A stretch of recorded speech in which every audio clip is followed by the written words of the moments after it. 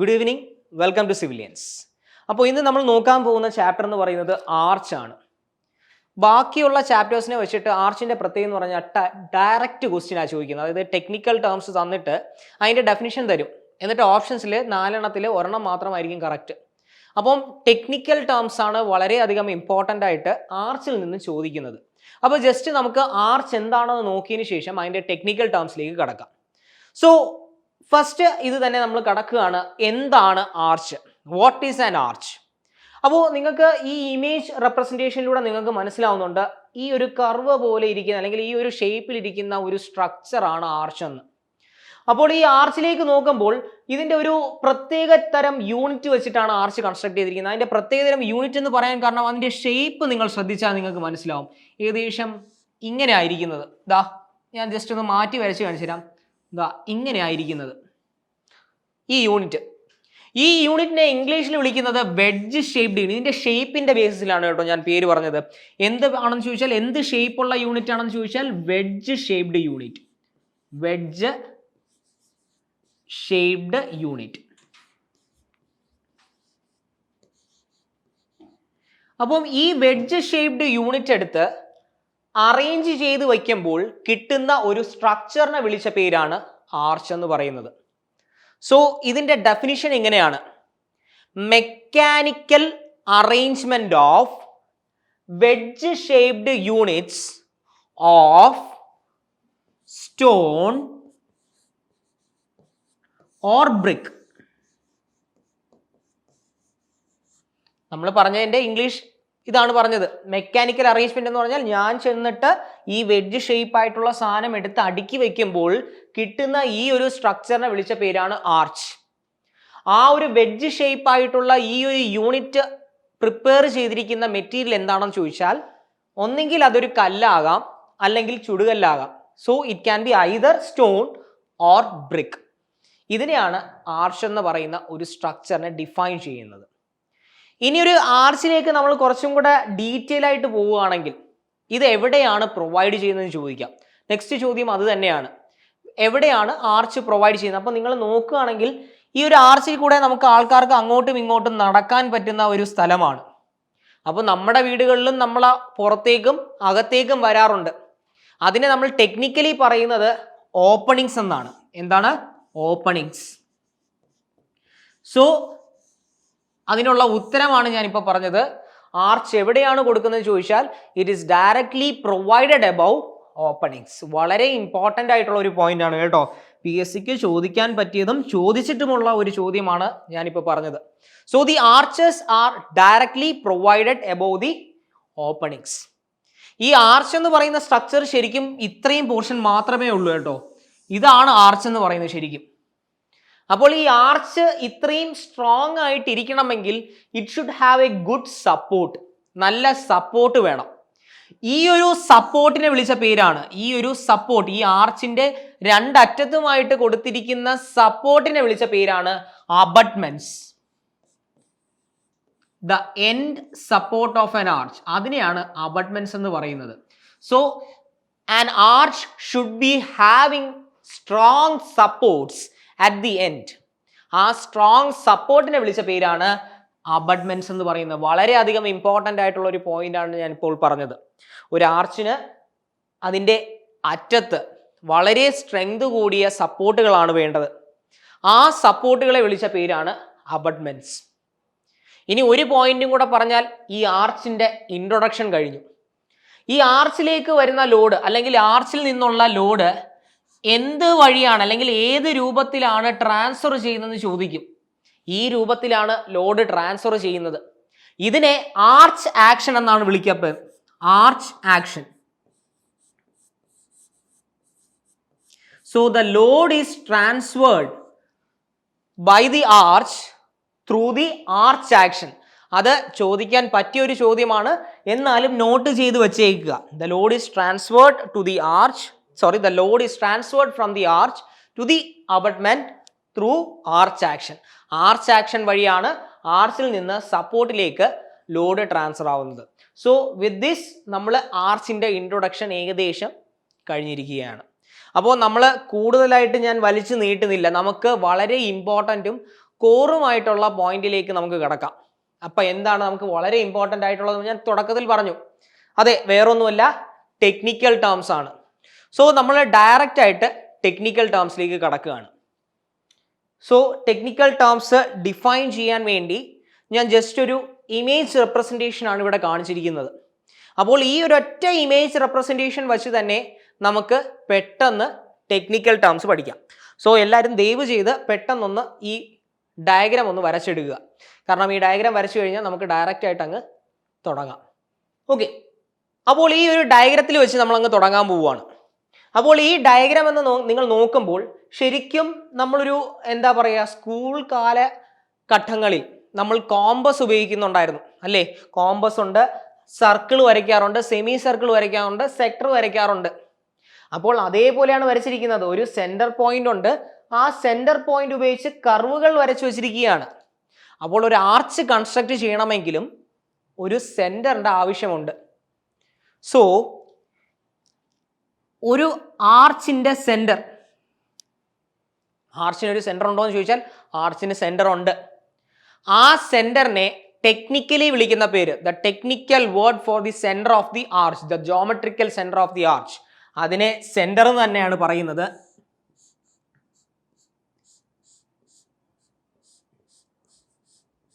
Centre. ഈ centre എന്ന് പറയുന്ന വാക്ക് മാത്രമല്ല, പക്ഷെ PSC എക്സാമിന് ചോദിക്കുന്നത് സെന്റർ എന്ന് പറയുന്ന വാക്കല്ല ഓപ്ഷനിൽ തരുന്നത്, മറിച്ച് സെന്ററിന്റെ വേറൊരു പേരാണ്. അപ്പൊ സെന്ററിന്റെ വേറൊരു പേര് എന്താണെന്ന് ചോദിച്ചാൽ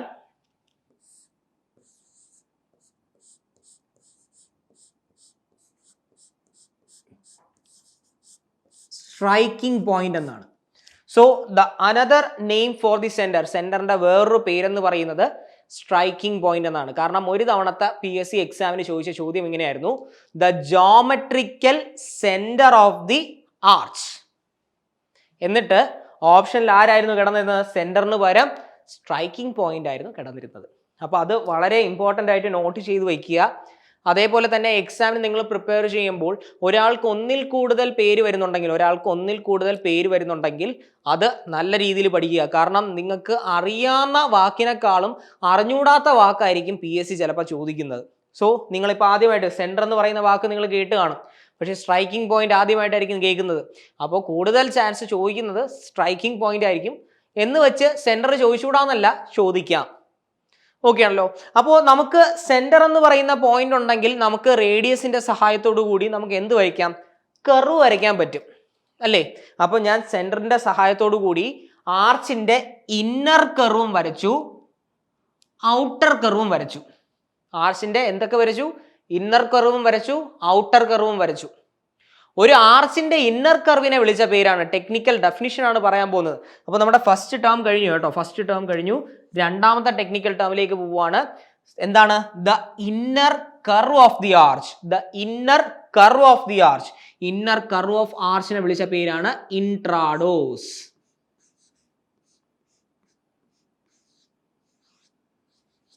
intrados, the inner curve of the. ഈ കർവിനെ മാത്രം വിളിച്ച പേരാണ് കേട്ടോ, കർവ്. നമ്മൾ കോമ്പസ് എടുത്ത് കുത്തിയിട്ട് ഒരു കർവ് വരയ്ക്കുമല്ലോ, അതേപോലെ ആ ഒരു കർവിനെ വിളിച്ച പേരാണ് intrados, the inner curve of the arch. അതിനെയാണ് ഇൻട്രാഡോസ് എന്ന് വിളിക്കുന്നത്. അപ്പോൾ external curve of the arch അല്ലെങ്കിൽ outer curve of the arch, അതിനെ നമുക്ക് എന്ത് വിളിക്കാം? വേറൊന്നുമില്ല, ആ വാക്കിൽ തന്നെ കിടക്കുന്നുണ്ട്, external curve, extrados, intrados and extrados. അപ്പോൾ അതും കൂടെ ഒന്ന് മാർക്ക് ചെയ്ത് വെക്കുക. External curve of the arch,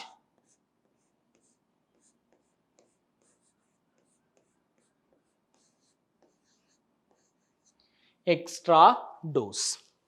അപ്പോൾ നമ്മുടെ ആദ്യത്തെ ടേം കഴിഞ്ഞു, രണ്ടാമത്തെ ടെക്നിക്കൽ ടേം കഴിഞ്ഞു, മൂന്നാമത്തെ ടെക്നിക്കൽ ടേം കഴിഞ്ഞു. അപ്പോൾ രണ്ടും മൂന്നും ഒരുമിച്ച് പഠിക്കുക. അതെന്താ കാരണം? കാരണം രണ്ടും കർവ് റിലേറ്റഡ് ടേം ആണ്.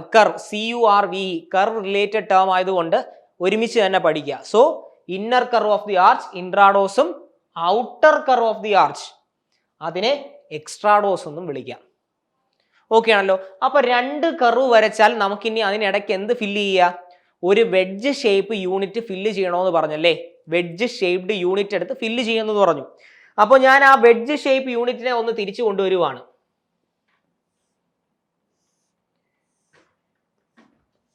അപ്പം ഇതാണ് വെഡ്ജ് ഷേപ്ഡ് യൂണിറ്റ്.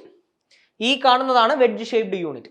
ഈ wedge shaped unit forming the arch, ഇതിനെ ഇനി ടെക്നിക്കലി ഒരു വാക്ക് പറയാം. നമ്മൾ നേരത്തെ ഷേപ്പിന്റെ ബേസിസിലാണ് പറഞ്ഞത് വെഡ്ജ് ഷേപ്പ് എന്ന്. ഈ വെഡ്ജ് ഷേപ്ഡ് യൂണിറ്റിനെ ടെക്നിക്കലി വിളിച്ച പേരാണ്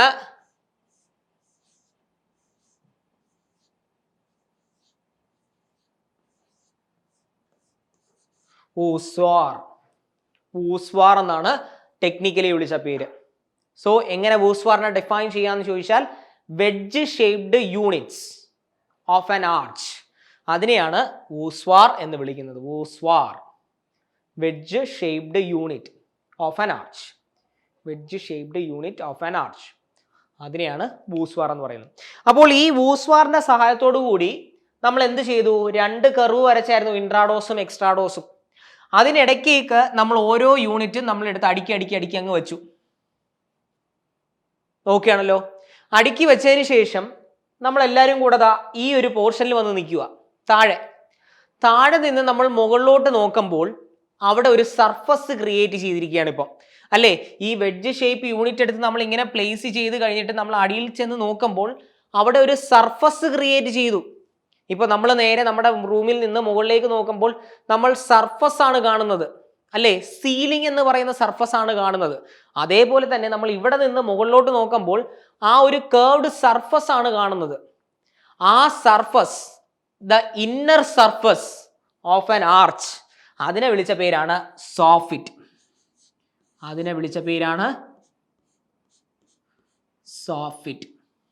so the inner surface of an arch, the inner surface of an arch, അതിനെയാണ് സോഫിറ്റ് എന്ന് വിളിച്ചത്. അപ്പോൾ നമ്മുടെ എത്രാമത്തെ ടെക്നിക്കൽ ടേം ആയി? 4ാമത്തെ ടെക്നിക്കൽ ടേം വൂസ്വാർ ആയിരുന്നു. 5ാമത്തെ ടെക്നിക്കൽ സോഫിറ്റുമായി. 5ാമത്തെ ടെക്നിക്കൽ ടേം സോഫിറ്റുമായി. 5ാമത്തെ ടെക്നിക്കൽ ടേം സോഫിറ്റുമായി. ഓക്കെ ആണല്ലോ. എന്താണ് soffit? The inner surface of an arch, the inner surface of an arch, അതിനെയാണ് സോഫിറ്റ് എന്ന് വിളിച്ചത്. അപ്പോൾ നമ്മളിങ്ങനെ ഓരോരോ പോർഷനിലായിട്ട് എടുത്ത് അടുക്കി വെച്ചു. അപ്പോൾ ശരിക്കും ഈ ഒരു കർവ് അല്ലെങ്കിൽ ഈ ഒരു ആർച്ച് സപ്പോർട്ട് ചെയ്യണമെങ്കിൽ അതിന് ഒരു സപ്പോർട്ട് വേണം. ഈ ഒരു കർവ് സാധനം സപ്പോർട്ട് ചെയ്യണമെങ്കിൽ അതിനൊരു എൻഡ് സപ്പോർട്ട് വേണം, അല്ലേ? അപ്പോൾ നേരത്തെ നമ്മൾ ആർച്ച് തുടങ്ങിയ സമയത്ത് പറഞ്ഞു ഒരു സ്ട്രോങ് ആയിട്ടുള്ള ആർച്ചിന് എന്താണ് വേണ്ടത്? സ്ട്രോങ് ആയിട്ടുള്ള ഒരു സപ്പോർട്ട് വേണം. ആ സ്ട്രോങ് ആയിട്ടുള്ള സപ്പോർട്ടിനെ വിളിച്ച പേരാണ് എന്ത്? അബട്ട്മെന്റ്. അപ്പൊ നമ്മുടെ 6ാമത്തെ ടെക്നിക്കൽ ടേം ആണ് abutments.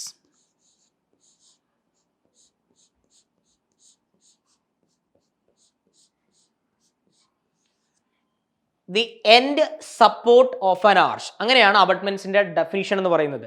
The end support of an arch, the end support of an arch.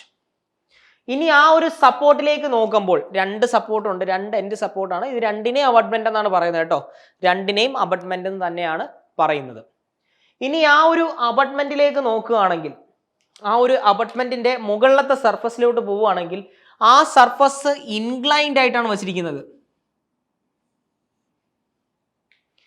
Inclined അല്ലെങ്കിൽ splayed surface on the top of abutment അല്ലെങ്കിൽ ഓഫ് ആൻ അബട്ട്മെന്റ്, അതിനെയാണ് സ്ക്യൂബാക്ക് എന്ന് പറയുന്ന വാക്കുകൊണ്ട് ഡെസിഗ്നേറ്റ് ചെയ്യുന്നത്. അപ്പം the inclined or splayed surface, ആ ഒരു സർഫസിനെയാണ് കേട്ടോ, surface, the inclined or splayed surface in an abutment, അതിനെയാണ്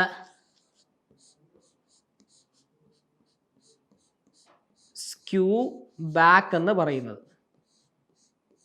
സ്ക്യൂബാക്ക്. അപ്പൊ തിരിഞ്ഞു പോരുത്.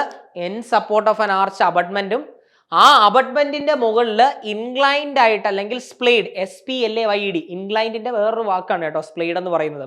അപ്പോൾ ആ ഒരു സ്പ്ലേഡ് എന്ന് പറയുന്ന ആ ഒരു സർഫസിനെ വിളിച്ച പേരാണ് സ്ക്യൂബാക്ക്. അപ്പൊ നിങ്ങൾക്ക് ഡൗട്ട് വരും, സ്ക്യൂബാക്ക് എന്ന് പറയുന്നത് ഇൻക്ലൈൻഡ് ആയിട്ട് ആണോ അല്ലെങ്കിൽ ഹൊറിസോണ്ടൽ ആകാറുണ്ടോ എന്ന് ചോദിച്ചാൽ സ്ക്യൂബാക്ക് ക്യാൻ ബി ഹൊറിസോണ്ടൽ. ഇൻക്ലൈൻഡ് ആകണമെന്ന് മാത്രം നിർബന്ധമില്ല കേട്ടോ, അത് ഹൊറിസോണ്ടലും ആകാം.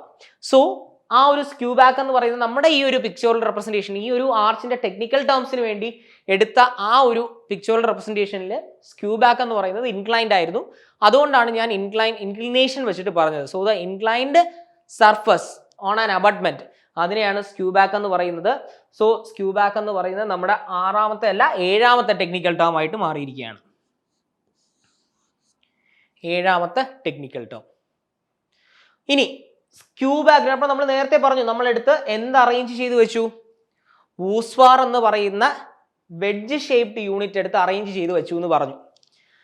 അപ്പോൾ ഈ അറേഞ്ച് ചെയ്ത് വെക്കുമ്പോൾ സ്ക്യൂ ബാക്കിനോട് ചേർന്നിരിക്കുന്ന ആദ്യത്തെ വൂസ്വാർ, സ്ക്യൂ ബാക്കിനോട് ചേർന്നിരിക്കുന്ന ആദ്യത്തെ വൂസ്വാർ എന്ന് പറയുമ്പോൾ നിങ്ങളുടെ മനസ്സിലേക്ക് ഓടി വരും 2 വൂസ്വാർ വരത്തില്ലേ?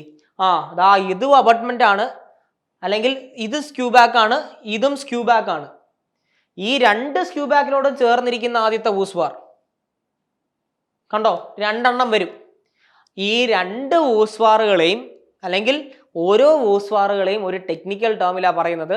ആ ഫസ്റ്റ് വൂസ്വാറിനെ വിളിച്ച പേരാണ്, that is the 8th technical term, sprinkler.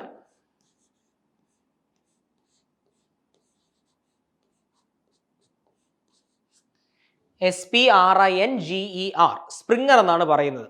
So എങ്ങനെ സ്പ്രിംഗറിനെ ഡിഫൈൻ ചെയ്യാം? The first voussoir adjacent to the skew back. The first woodswar adjacent to skew back. The first woodswar adjacent to skew back. അതായത് skew ബാക്കിനോട് ചേർന്ന് കിടക്കുന്ന ആദ്യത്തെ വൂസ്വാറിനെ വിളിച്ച പേരാണ് sprinkler. അപ്പൊ എത്ര സ്പ്രിംഗർ ഉണ്ട്? ഇതും സ്പ്രിംഗർ ആണ്, ഇതും സ്പ്രിംഗർ ആണ്. ഇനി ഇതെല്ലാം നോക്കിയിട്ട് നമ്മൾ ബാക്കിയെല്ലാം കുഴപ്പമൊന്നുമില്ല, സാധാരണ വൂസ്വാർ ആണ്. പക്ഷെ കറക്റ്റ് നടുക്ക് വരുമ്പോൾ ആ ഒരു ആർച്ചിന്റെ എക്സാക്ട്ലി നടുക്ക് വരുമ്പോൾ അല്ലെങ്കിൽ ഏറ്റവും ഹയസ്റ്റ് പോയിന്റിൽ എത്തുമ്പോൾ അവിടുത്തെ വൂസ്വാറിന് മാത്രം ഒരു ഡിസൈൻ വ്യത്യാസം, അല്ലേ, ഒരു ഭംഗി കൂടുതൽ, അല്ലെങ്കിൽ ഒരു ആർക്കിടെക്ചറൽ ഭംഗി കൊണ്ടുവന്നിരിക്കുന്നു. ഈ ഒരു വൂസ്വാറിനെ വിളിച്ച പേരാണ് key. KEY, key. The wooswar placed at the highest point of an arch. ഒരു ആർച്ചിന്റെ ഏറ്റവും ഉയർന്ന പൊസിഷനിൽ പ്ലേസ് ചെയ്തിരിക്കുന്ന വൂസ്വാറിനെ വിളിച്ച പേരാണ് key. The highest point of an arch, അതിനെയാണ് എന്തെന്ന് പറയുന്നത്? കീ എന്ന് പറയുന്നത്. അപ്പോൾ നിങ്ങൾ വിചാരിക്കും ബാക്കിയുള്ള വൂസ്വാറിനെ അപേക്ഷിച്ച് ഇതിന് മാത്രം എന്താണ്, കൊമ്പുണ്ടോ, അല്ലെങ്കിൽ ഭംഗി എന്താ ഇത്ര കൂടുതൽ, എന്തെങ്കിലും വ്യത്യാസമുണ്ടോ, എന്തെങ്കിലും സ്ട്രക്ചറലി ഇമ്പോർട്ടൻസ് വല്ലതും ഉണ്ടോ എന്ന് ചോദിച്ചാൽ ഒന്നുമില്ല കേട്ടോ. ജസ്റ്റ് ഏസ്തെറ്റിക് അപ്പിയറൻസിന് വേണ്ടി മാത്രം, ഏസ്തെറ്റിക് ഭംഗിക്ക് വേണ്ടി മാത്രമാണ് ഈ കീ എന്ന് പറയുന്ന സ്ട്രക്ചർ വെച്ചിരിക്കുന്നത്, അല്ല വേറെ ഇമ്പോർട്ടൻസ് ഒന്നുമില്ല. ജസ്റ്റ് ഇപ്പൊ കാണുമ്പോൾ തന്നെ ബാക്കിയുള്ളതിനേക്കാളും ഇതിങ്ങനെ വന്നപ്പോൾ ഒരു ഭംഗി കൂടി, ചെറുതായിട്ടൊന്ന് ഭംഗി കൂടി. എന്താണ് ഇതിന്റെ ലെങ്തും ഡയമെൻഷൻസ് എല്ലാം ഒന്ന് ജസ്റ്റ് ഒന്ന് എൻഹാൻസ് ചെയ്തപ്പോൾ ഇതിന്റെ ഭംഗി കൂടി, അത് മാത്രമേ ഉള്ളൂ കേട്ടോ കീന്, അല്ലാതെ വേറെ അതിന്റെ സ്ട്രക്ചറലി ഇമ്പോർട്ടൻസ് ഒന്നും വലുതായിട്ടൊന്നുമില്ല. അങ്ങനെയാണെങ്കിൽ കീ എന്ന് പറയുന്നത് നമ്മുടെ 9ാമത്തെ ടെക്നിക്കൽ ടേം ആണ്. ഇപ്പൊ ഒറ്റ പടത്തിൽ നിന്ന് നമ്മൾ എത്ര ടെക്നിക്കൽ ടേം ആയി? 9 ടെക്നിക്കൽ ടേംസ് ആയി. ഇനി നമ്മൾ തിരിച്ച് വീണ്ടും നമ്മൾ സ്ക്യൂ ബാക്ക് എന്ന് പറയുന്ന പോയിന്റിലേക്ക് വരുവാണ്. അപ്പം ഒരു ആർച്ച് സ്റ്റാർട്ട് ചെയ്യുന്ന പോയിന്റ്, എന്ന് പറഞ്ഞാൽ ഇതുമാകാം ഇതുമാകാം, അല്ലെ, 2 ആർച്ച് സ്റ്റാർട്ട് ചെയ്യുന്ന പോയിന്റ് ആണ്. ഇതിപ്പം തിക്നെസ് ഉണ്ടായത് കൊണ്ടാണ് ഞാൻ സെന്റർ ആയിട്ട് എടുത്തത്, അല്ലെങ്കിൽ ഇതിന് എവിടെ വേണമെങ്കിലും നമുക്ക് എടുക്കാം. ഞാൻ ജസ്റ്റ് മാർക്ക് ചെയ്തതേ ഉള്ളൂ. എനിക്ക് ആർച്ച് സ്റ്റാർട്ട് ചെയ്യുന്ന പോയിന്റ് ഇതിൽ എവിടെ വേണമെങ്കിലും എടുക്കാം കേട്ടോ. ഈ ഒരു വരച്ചിരിക്കുന്ന ഏതൊരു പോയിന്റിൽ വേണമെങ്കിലും എനിക്ക് ആർച്ച് സ്റ്റാർട്ട് ചെയ്യുന്ന പോയിന്റ് ആയിട്ട് കൺസിഡർ ചെയ്യാം. അത് മനസ്സിലാക്കണമെങ്കിൽ വേറെ ഒന്നുമില്ല, നിങ്ങളൊരു ആർച്ച് ചുമ്മാ ഒരു ലൈൻ ഡയഗ്രാം ആയിട്ട് വരച്ചു നോക്കിയാൽ മതി. അങ്ങനെയാണെങ്കിൽ ഒറ്റ സിംഗിൾ പോയിന്റ് ആയിട്ട് കിട്ടും. സിംഗിൾ പോയിന്റ് ആയിട്ട് നമുക്ക് ആർച്ച് സ്റ്റാർട്ട് ചെയ്യുന്ന പോയിന്റ് ആയിട്ട് കിട്ടും. സോ ഞാൻ ഇവിടെ ഉദ്ദേശിച്ച വേറെ ഒന്നുമില്ല, അടുത്ത ടെക്നിക്കൽ ടേമിനെ കുറിച്ചാണ് പറയാൻ വന്നത്. ഏത് പോയിന്റിൽ നിന്നാണോ ആർച്ച് സ്റ്റാർട്ട് ചെയ്യുന്നത്, the point from which the arch starts, ആ ഒരു പോയിന്റിനെ വിളിച്ച പേരാണ് നമ്മുടെ 10ാമത്തെ ടെക്നിക്കൽ ടേം ആണ് springing point.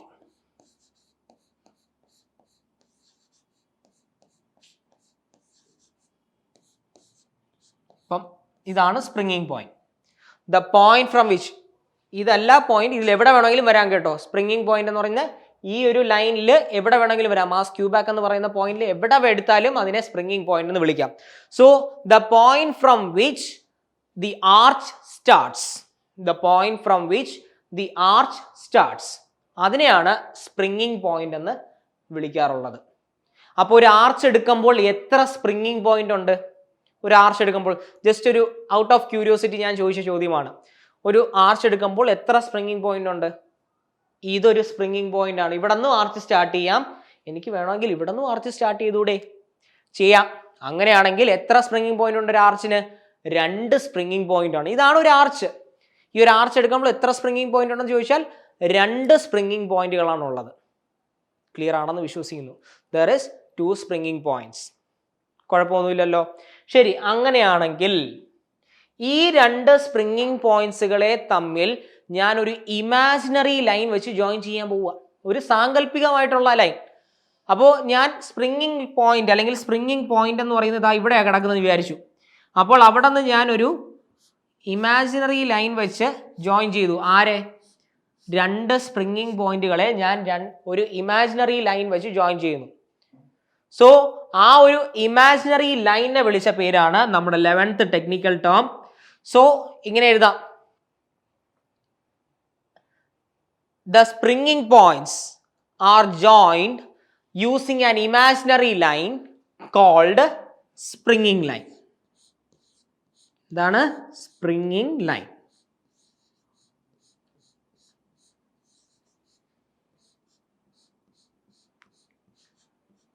an imaginary line connecting the 2 springing points. അതിനെയാണ് the 11th technical term springing line എന്ന് പറയുന്നത്. ഇതൊക്കെ ചോദിച്ചിട്ടുള്ള ചോദ്യങ്ങളാണ് കേട്ടോ. എക്സാംസിന് കൂടുതലായിട്ടും ചോദിച്ചിട്ടുള്ള പോയിന്റ്സ് ആണ്. എല്ലാം ചോദിച്ചിട്ടുണ്ട്, നമുക്ക് ഒന്നുപോലും ഒഴിവാക്കാൻ പറ്റത്തില്ല. ഈ 11 എണ്ണം നമ്മളിപ്പോൾ പഠിച്ചിട്ടുണ്ടെങ്കിലും 11 എണ്ണവും ചോദിച്ചിട്ടുണ്ട് എക്സാമിന്. സോ വളരെ ഇമ്പോർട്ടൻ്റ് ആയിട്ടുള്ള കാര്യങ്ങളാണ് നമ്മളിപ്പോൾ ഡിസ്കസ് ചെയ്തുകൊണ്ടിരിക്കുന്നത്. ഇനി നമുക്ക് അടുത്ത ടെക്നിക്കൽ ടേമിലേക്ക് കിടക്കാം. അപ്പോൾ സ്പ്രിങ്ങിങ് ലൈൻ കഴിഞ്ഞു, സ്പ്രിങ്ങിങ് പോയിന്റ് കഴിഞ്ഞു, സ്പ്രിങ്ങിങ് ലൈൻ എത്തി. ഇനി സ്പ്രിങ്ങിങ് ലൈൻ തൊട്ട് ഇൻട്രാഡോസിന്റെ ഹയസ്റ്റ് പോയിന്റ്. അതെന്താണ് ഇൻട്രാഡോസിന്റെ ഹയസ്റ്റ് പോയിന്റ്? ഇൻട്രാഡോസ് മനസ്സിലായി, എന്താണ്? ഒരു കർവ് വരയ്ക്കുമ്പോൾ ആ കർവിനെ എവിടെ വരയ്ക്കുമ്പോൾ? ആർച്ചിന്റെ അകത്ത് വരയ്ക്കുമ്പോൾ, the inner curve of an arch, അതിനെയാണ് നമ്മൾ ഇൻട്രാഡോസ് എന്ന് വിളിച്ചത്. പക്ഷെ നമ്മൾ ഇങ്ങോട്ട് കുറച്ചും കൂടെ സൂക്ഷ്മമായിട്ട് നോക്കുകയാണെങ്കിൽ ശരിക്കും ഇതാണ് ഇൻട്രാഡോസ് എങ്കിൽ ഈ ഇൻട്രാഡോസ് പോവേണ്ട പാത്ത് ഇതായിരുന്നു അല്ലേ? ഈ ഒരു കർവ് കണ്ടിന്യൂസ് ആയിട്ട് പോകണം. പക്ഷേ ഈ ഒരു കീന് മാത്രം ഇവിടെ ഒരു അഡീഷണൽ ആയിട്ട് വരാമെന്ന് കിടക്കുന്നു താഴെ. അപ്പോൾ ടെക്നിക്കലി നമ്മൾ നോക്കുന്നുണ്ടെങ്കിൽ ഇതും ഇൻട്രാഡോസ് ആണ്, ഇതും ഇൻട്രാഡോസ് ആണ്. കീന്റെ ലോവർ മോസ്റ്റ് പോയിന്റും ഇൻട്രാഡോസ് ആണ്, ബാക്കിയുള്ള വൂസ്വാറിന്റെ ലോവർ മോസ്റ്റ് പോയിന്റും ഇൻട്രാഡോസ് ആണ്. 2 ഇൻട്രാഡോസ്. അപ്പം ഇവിടെ ലെവലിന് വ്യത്യാസമുണ്ട്. ലെവലിന് വ്യത്യാസം ഉണ്ടായത് കൊണ്ട് തന്നെ ഞാൻ അതിനെ കുറച്ചും കൂടെ എളുപ്പത്തിൽ പറയാൻ പോവുകയാണ്. ഇത് താഴത്തെ lower most intrados, lower most intrados. ഇത് ഹയർ മോസ്റ്റ് ഇൻട്രാഡോസ് അല്ലെങ്കിൽ ഹയസ്റ്റ് ഇൻട്രാഡോസ്, അങ്ങനെയാണ് വരുന്നത്. അപ്പൊ ഞാൻ പറഞ്ഞ വേറൊന്നുമില്ല, അടുത്ത ടെക്നിക്കൽ ടേം, അതായത് 12ാമത്തെ ടെക്നിക്കൽ ടേംസിനെ കുറിച്ച് പറയാൻ പോവാണ്. 12ാമത്തെ ടെക്നിക്കൽ ടേമായ റൈസിനെ കുറിച്ചാണ് പറയാൻ പോകുന്നത് നമ്മൾ. അപ്പൊ എങ്ങനെ റൈസിനെ ഡിഫൈൻ ചെയ്യാം? The vertical distance between the springing line and the highest point of intrados. അപ്പോൾ ഏറ്റവും മുകളിൽ നിന്ന് എടുക്കണം കേട്ടോ. ഇൻട്രാഡോസിന്റെ ഏറ്റവും ഉയരം കൂടിയ സ്ഥലം എവിടെയാണ്? ഈ പാത്താണ്, ഇമാജിനറി പാത്ത് അകത്തൂടെ പോകണമെന്ന് പറഞ്ഞില്ലേ, ആ ഒരു പാത്തിനെയാണ് ഹയസ്റ്റ് പോയിന്റ് ഓഫ് ഇൻട്രാഡോസ് എന്ന് പറയുന്നത്. അപ്പോൾ ഈ ഒരു ദൂരത്തിനെ വിളിച്ച പേരാണ് റൈസ്. ഇത് കൂടുതലായിട്ട് PSCക്ക് മാത്രമല്ല കോമ്പറ്റേറ്റീവ് എക്സാംസിനും ചോദിക്കാറുണ്ട്. കോമ്പറ്റേറ്റീവ് എക്സാം എന്ന് പറഞ്ഞാൽ SSC പോലുള്ള ചോദ്യം അല്ലെങ്കിൽ ISRO പോലുള്ള എക്സാംസ്, അതിനെല്ലാം ചോദിക്കാം. എനിക്ക് തോന്നുന്നു 2017-18 കാലയളവിൽ നടന്നിട്ടുള്ള ISRO ക്വസ്റ്റ്യൻ പേപ്പർ എടുത്ത് നോക്കുന്നുണ്ടെങ്കിൽ ഈ ചോദ്യം കാണാം. റൈസ് എന്ന് പറയുന്ന ചോദ്യം കാണാം. 2018 തോന്നുന്നു ISROക്ക് ചോദിച്ചിട്ടുണ്ട് ഈ ഒരു ചോദ്യം, റൈസ്. സോ റൈസ് എന്ന് പറയുന്നത് the vertical distance from the springing line to the highest point of intrados. ഇനി നമ്മൾ ഈ വൂസ്വാർ എന്ന് പറയുന്ന പോയിന്റ് കണ്ടു. ശരിക്കും ഈ വൂസ്വാറിന്റെ ബോട്ടം പോയിന്റ് എന്ന് പറയുന്നത് ഇൻട്രാഡോസും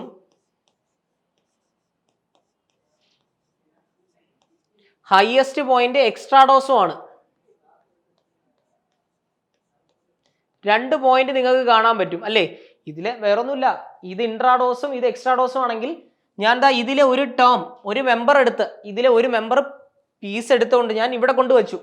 അപ്പോൾ ഇത് ഇൻട്രാഡോസും അത് എക്സ്ട്രാഡോസും എങ്കിൽ the vertical distance between intrados and extrados, the vertical distance between intrados and extrados, അതാണ് നമ്മുടെ 13ാമത്തെ ടെക്നിക്കൽ ടേം. അതാണ് നമ്മുടെ 13ാമത്തെ technical term.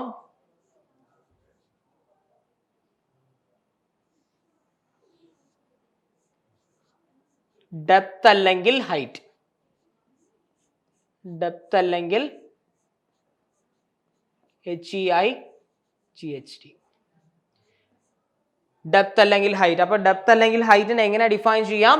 The vertical distance between intrados and extrados, ഇൻട്രാഡോസിനും എക്സ്ട്രാഡോസിനും ഇടയിലുള്ള ആ വെർട്ടിക്കൽ ദൂരത്തിനെ വിളിച്ച പേരാണ് ഡെപ്ത് അല്ലെങ്കിൽ ഹൈറ്റ് എന്ന് പറയുന്നത്. ഞാൻ ഡെപ്ത് ഓർ ഹൈറ്റ് എന്ന് എടുത്തു പറയാൻ കാരണം എന്ന് പറഞ്ഞാൽ വേറൊന്നുമില്ല, ഒരു തവണത്തെ എക്സാമിന് ഈ ഒരു വേർഡ് തന്നിട്ട്, വേർഡല്ല, ഈ ഒരു സെന്റൻസ് തന്നിട്ട് vertical distance between intrados and extrados എന്ന്, എന്നിട്ട് ആദ്യത്തെ ഓപ്ഷൻ ഡെപ്തും രണ്ടാമത്തെ ഓപ്ഷൻ ഹൈറ്റുമായിട്ട് കൊടുത്തു, നാലാമത്തെ ഓപ്ഷൻ ബോത്ത് എ ആൻഡ് ബിയും കൊടുത്തു. അപ്പോൾ എല്ലാവരും ചാടിക്കേറി മാർക്ക് ചെയ്തപ്പോൾ ആദ്യത്തെ ഓപ്ഷൻ ഡെപ്ത് കണ്ടു. ചോദ്യം ഇങ്ങനെയായിരുന്നു, the vertical distance between intrados and extrados എന്നായിരുന്നു ചോദ്യം. Option A depth, option B height, option C വേറെ ഏതൊരു ഓപ്ഷൻ ആയിരുന്നു, option D both A and B എന്നായിരുന്നു. അപ്പോൾ ചോദ്യം കണ്ടോണ്ടേ ഫസ്റ്റ് ഓപ്ഷൻ വായിച്ചപ്പോൾ ഡെപ്ത് കറക്റ്റ് ആണെന്ന് മനസ്സിലായി. അപ്പോൾ എന്ത് ചെയ്തു? എല്ലാവരും കയറി ഓപ്ഷൻ എ മാർക്ക് ചെയ്തു. പക്ഷേ ഡെപ്ത് അല്ലെങ്കിൽ ഹൈറ്റ് എന്ന് പറയുന്ന വാക്കുണ്ടായിരുന്നു. അപ്പം ആൻസർ ഏതായിരുന്നു? ഓപ്ഷൻ ഡി ആയിരുന്നു, ബോത്ത് എ ആൻഡ് ബി. അപ്പോൾ ഒരു എക്സാം അറ്റൻഡ് ചെയ്യുമ്പോൾ വളരെ സൂക്ഷ്മമായിട്ട് എല്ലാം വായിച്ചതിന് ശേഷം മാത്രമേ മാർക്ക് ചെയ്യാവുള്ളൂ. സോ നമ്മുടെ 13ാമത്തെ technical term depth or height. നോക്കിയാണല്ലോ. ഇനി ഒരു ആർച്ചിന്റെ ഏറ്റവും ഉയരം കൂടിയ point, the highest point of an arch. ആ ഹയസ്റ്റ് പോയിന്റ് ഓഫ് ആർച്ച് ഇരിക്കുന്ന ഹൂസ്വാറിനെയാണ് കീ എന്ന് പറഞ്ഞത്. സോ ഇനി നമ്മൾ പറയാൻ പോകുന്നത് ഒരു ആർച്ചിന്റെ ഏറ്റവും ഉയരം കൂടിയ പോയിന്റ്, ആ പൊസിഷൻ, അതിനെ വിളിക്കുന്ന പേരാണ് നമ്മുടെ 14ാമത്തെ technical term, which is known as crown.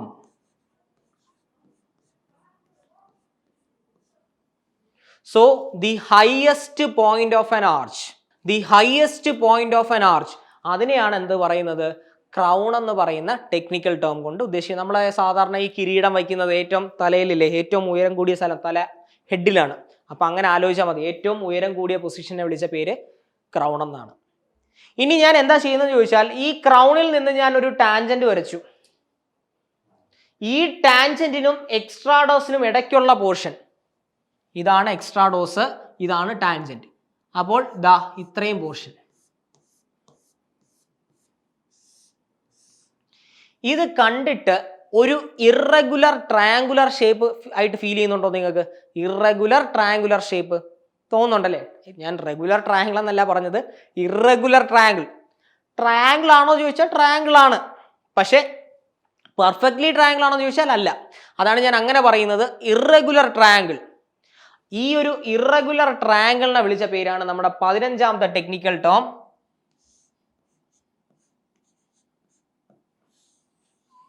which is known as spandrel. വളരെ ഇമ്പോർട്ടൻ്റ് ആയിട്ടുള്ളൊരു വാക്കാണ് സ്പാൻഡ്രൽ. സോ എന്താണ് സ്പാൻഡ്രൽ എന്ന് ചോദിച്ചാൽ വേറൊന്നുമില്ല, the irregular triangular portion, the irregular triangular portion formed between the extrados and the line drawn tangent to the crown. An irregular triangular portion formed between the extrados and the line drawn tangent to the crown. ക്രൗണിൽ നിന്നൊരു ടാൻജന്റും എക്സ്ട്രാഡോസിനും ഇടയ്ക്കുള്ള ഈ ഒരു irregular triangular പോർഷനെ വിളിച്ച പേരാണ് എന്ത്? Spandrel എന്ന് പറയുന്നത്, which is the 15th technical term. നോക്കിയാണല്ലോ. ഇനി നമ്മൾ ഇപ്പുറത്തെ സൈഡിലേക്ക് വരികയാണ്. ഇപ്പുറത്തെ സൈഡിലേക്ക് വരുമ്പോൾ ഈ ഒരു പകുതി പോർഷൻ ഞാൻ എടുക്കുകയാണ്, ഈ ഇത്രയും പകുതി പോർഷൻ, ആർച്ചിന്റെ പകുതി പോർഷൻ. ഈ ആർച്ചിന്റെ പകുതി പോർഷൻ എടുക്കുമ്പോൾ ഇതിനെ ഞാൻ സ്പ്ലിറ്റ് ആക്കാൻ പോവാണ്. ഈ ഹാഫ് പോർഷനെ ഞാൻ വീണ്ടും സ്പ്ലിറ്റ് ആക്കുന്നു. ഇതിനെ ഞാൻ ഇങ്ങനെ പറയാൻ പോവാണ്, ഇത്രയും ലോവർ ഹാഫ്, ഇത്രയും അപ്പർ ഹാഫ്. ഈ ആദ്യത്തെ 3 ലോവർ ഹാഫ്, അടുത്ത 3 അപ്പർ ഹാഫ്. ലോവർ ഹാഫും അപ്പർ ഹാഫും വേറൊന്നുമില്ല. ലോവർ ഹാഫ് എന്ന് പറയുന്നത് 1 2 3 4 5 6 എന്ന് ഞാൻ ഇട്ടിരിക്കുകയാണ്. നമ്പർ കൊടുത്തു ഞാൻ. അതിൽ 1 2 3 അതിനെ ലോവർ ഹാഫ് എന്നും 4 5 6 അതിനെ അപ്പർ ഹാഫ് എന്നും ഞാൻ വിളിക്കുന്നു. എങ്കിൽ the lower half portion between skewback and crown, സ്ക്യൂ ബാക്കിനും ക്രൗണിനും ഇടയ്ക്കുള്ള ലോവർ ഹാഫ് പോർഷൻ, ഇതിനെയാണ് നമ്മുടെ 16ാമത്തെ ടെക്നിക്കൽ ടേം വെച്ച് ഡെസിഗ്നേറ്റ് ചെയ്യാൻ പോകുന്നത്. It's nothing but haunch. എന്താണ്? ഹോഞ്ച്. സോ 16ാമത്തെ ടെക്നിക്കൽ ടേം ആയ ഹോഞ്ചിനെ നമുക്ക് എങ്ങനെ ഡിഫൈൻ ചെയ്യാം? The lower half portion, the lower half portion of an arch between skew back and crown.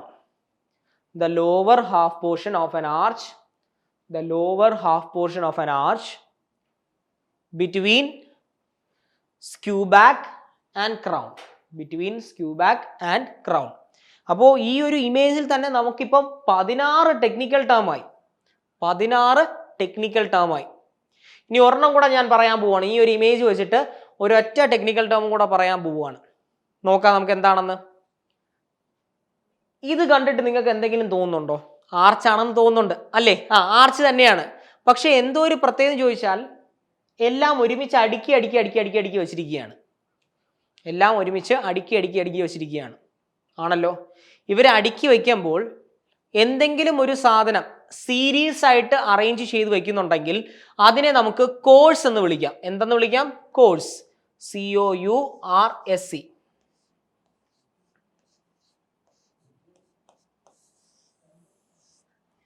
Series of arrangement. Series of arrangement എന്ന് പറയുന്ന വാക്ക് കൊണ്ട് ഉദ്ദേശിക്കുന്ന ഒറ്റ വാക്കാണ് കോഴ്സ്. അപ്പം ഇതും ഒരു സീരീസ് ഓഫ് അറേഞ്ച്മെന്റ് അല്ലേ? അല്ലെങ്കിൽ ഇതൊരു കോഴ്സ് അല്ലേ? ഒറ്റ ലൈനിൽ അറേഞ്ച് ചെയ്തിരിക്കുന്നു. ഒന്നര വിട്ടോ ഒരുമിച്ച് കണക്ട് ചെയ്ത് വെച്ചാൽ സീരീസ് ഓഫ് അറേഞ്ച്മെന്റ് ആണ്. പക്ഷെ ഇതിന്റെ ഒരു ഷേപ്പ് കണ്ടോ? ഒരു സർക്കുലാർ കോഴ്സ് ആണ്, സർക്കുലാർ സീരീസ് ഓഫ് അറേഞ്ച്മെന്റ് ആണ്. അപ്പോൾ ഞാൻ കുറച്ചും കൂടെ സിമ്പിൾ ആയിട്ട് പറഞ്ഞു, ഞാൻ സർക്കുലാർ സീരീസ് ഓഫ് അറേഞ്ച്മെന്റ് എന്ന് പറയുന്നില്ല, സർക്കുലാർ കോഴ്സ് എന്ന് പറയുകയാണ്. So the circular course forming an arch, the circular course forming an arch, അതാണ് നമ്മുടെ 17ാമത്തെ ടെക്നിക്കൽ ടേം. നമ്മളെ 16ാമത്തെ കഴിഞ്ഞു. 17ാമത്തെ ടെക്നിക്കൽ ടേം ആയിട്ടുള്ള റിംഗ് അല്ലെങ്കിൽ റിം അല്ലെങ്കിൽ ring course.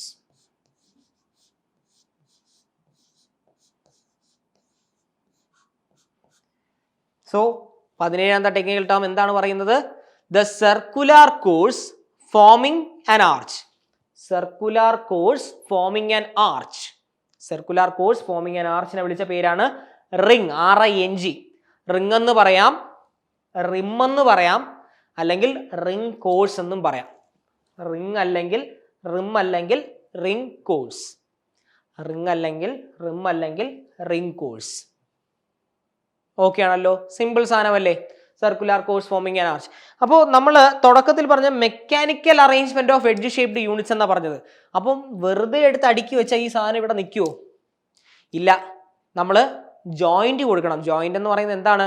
Either cement motor വെച്ച് ഒട്ടിക്കണം. എന്താ? ഇവർ തമ്മിൽ സിമെന്റ് മോട്ടാർ വയ്ക്കണം, ഇവർ തമ്മിൽ സിമെന്റ് മോട്ടാർ വയ്ക്കണം, ഇവർ തമ്മിൽ സിമെന്റ് മോട്ടാർ വയ്ക്കണം. So the joints in between the voussoir, the joints in between the voussoir, അതിനെയാണ് ബെഡ് ജോയിന്റ് എന്ന് പറയുന്നത്.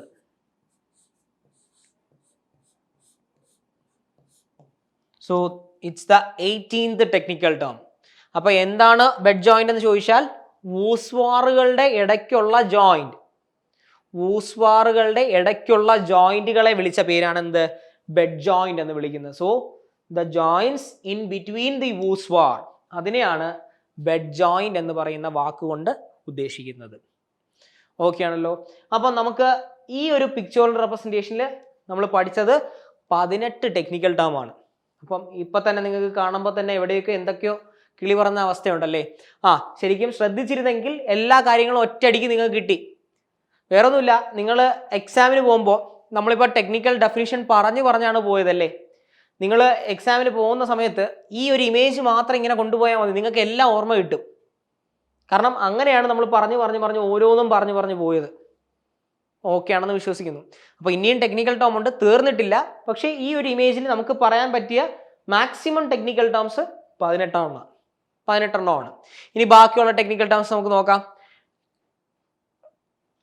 ഇനി നമ്മൾ ഇവിടെ പഠിച്ചത് ഒറ്റ ആർച്ച് എടുത്തിട്ടാണ് നമ്മൾ പഠിച്ചത്. പക്ഷെ ഇതാ ഈ ഒരു ഇമേജിൽ നോക്കിയേ, ഒരുപാട് ആർച്ച് ഇരിക്കുകയാണ് അല്ലേ. അപ്പോൾ ഒരുപാട് ആർച്ച് ഇരിക്കുകയാണ്, ഒന്നിട വിട്ടല്ല, ഒരുമിച്ച് ജോയിൻ ചെയ്തിരിക്കുകയാണ്. അപ്പം നമ്മൾ അങ്ങനെ പറയുമ്പോൾ അതിന് എന്താ പറയുന്നത്? സീരീസ് ഓഫ് ആർച്ച് എന്ന് പറയാം. Series of arch. അപ്പൊ നമ്മൾ 18 ടെക്നിക്കൽ പറഞ്ഞു, 19ാമത്തിലേക്ക് കടക്കുകയാണ് നമ്മൾ. So series of arch, series of ആർച്ചിനെ വിളിച്ച പേരാണ് ആർക്കേഡ്.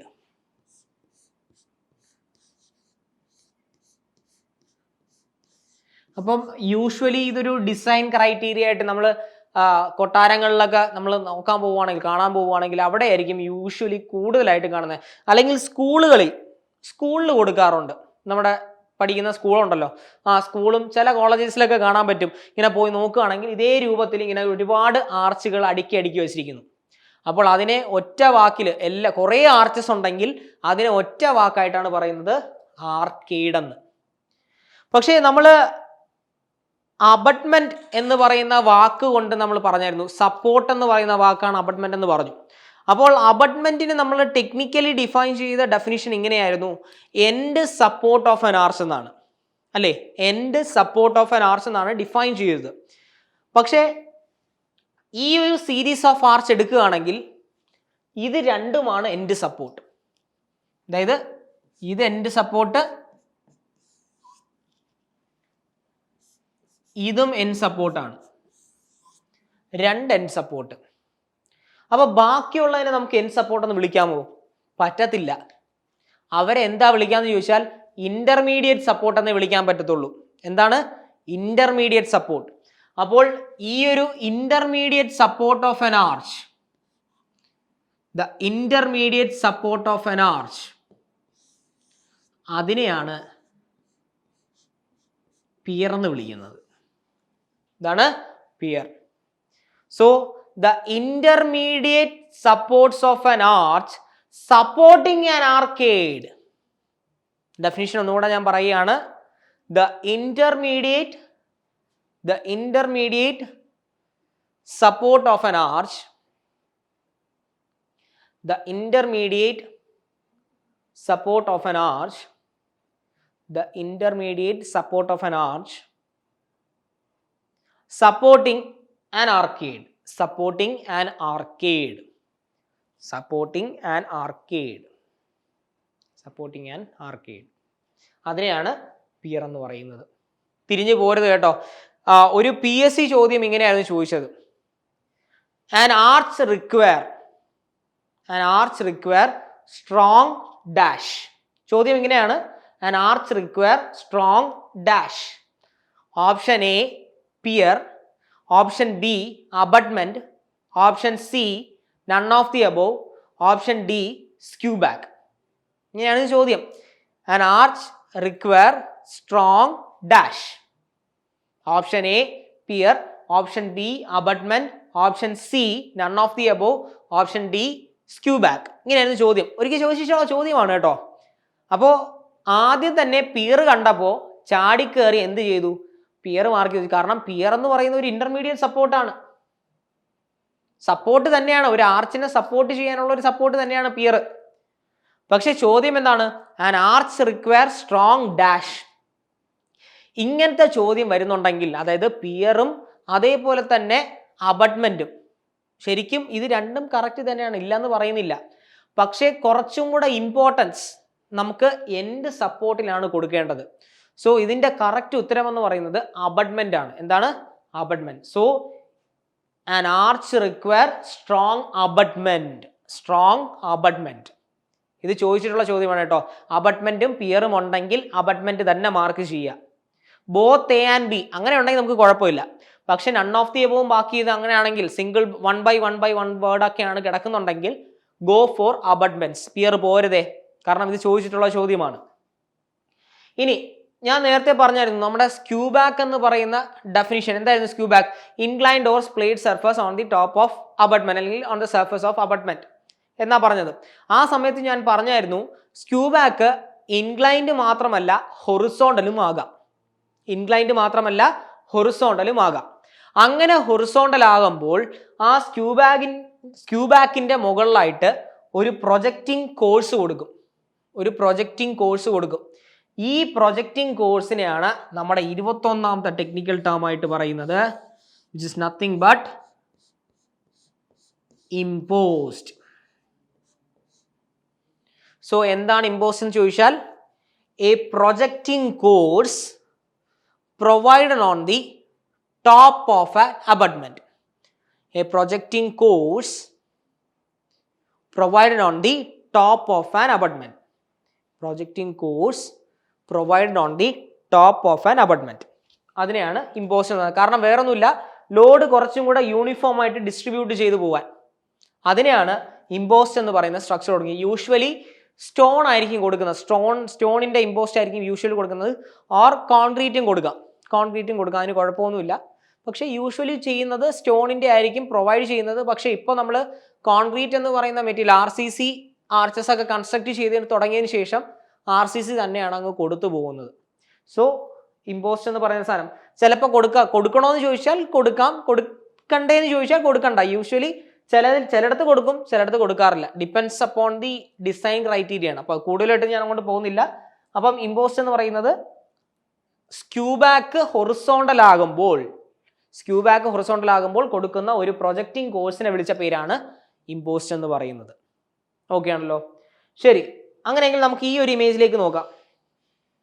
ഈ ഒരു ഇമേജിലേക്ക് നോക്കുമ്പോൾ ഈ ഒരു സർഫസ് കണ്ടോ? ഈ കർവ്ഡ് സർഫസ്, അതിനെയാണ് സോഫിറ്റ് എന്ന് പറയുന്നത്. നമ്മൾ നേരത്തെ പറഞ്ഞു വൂസ്വാർ എടുത്ത് അടുക്കി വെച്ചതിന് ശേഷം ഇൻട്രാഡോസും എക്സ്ട്രാഡോസും കഴിഞ്ഞ് മൂന്നാമത്തെ സോഫിറ്റ് ആയിരുന്നു പറഞ്ഞത്. അപ്പോൾ ഞാൻ പറഞ്ഞു നമ്മൾ അടിയിൽ ചെന്ന് നിന്നിട്ട് മുകളിലോട്ട് നോക്കുമ്പോൾ ഒരു സർഫസ് കാണും. ഈ സർഫസിനെ വിളിച്ച പേരാണ് സോഫിറ്റ് എന്ന് പറയുന്നത്. പക്ഷെ ഞാൻ സോഫിറ്റ് കാണിച്ചെന്നേ ഉള്ളൂ. ഞാൻ ഇവിടെ പറയാൻ വന്നത് ഈ ഒരു ദൂരമുണ്ടല്ലോ, ഒരു ആർച്ചിന്റെ സ്റ്റാർട്ടിങ് മുതൽ അവസാനം വരെ, the perpendicular distance from the front face of an arch to the back face, ഈ ഒരു ദൂരത്തിനെ വിളിച്ച പേരാണ് നമ്മുടെ 22ാമത്തെ ടെക്നിക്കൽ ടേം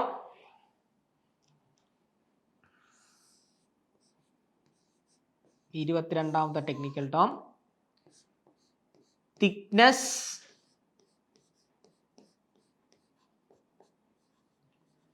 അല്ലെങ്കിൽ breadth of soffit.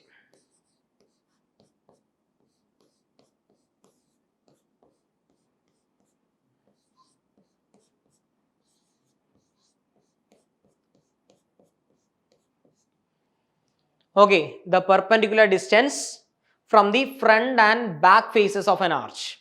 The perpendicular distance from the front and back faces of an arch. The perpendicular distance from the front and back faces of an arch.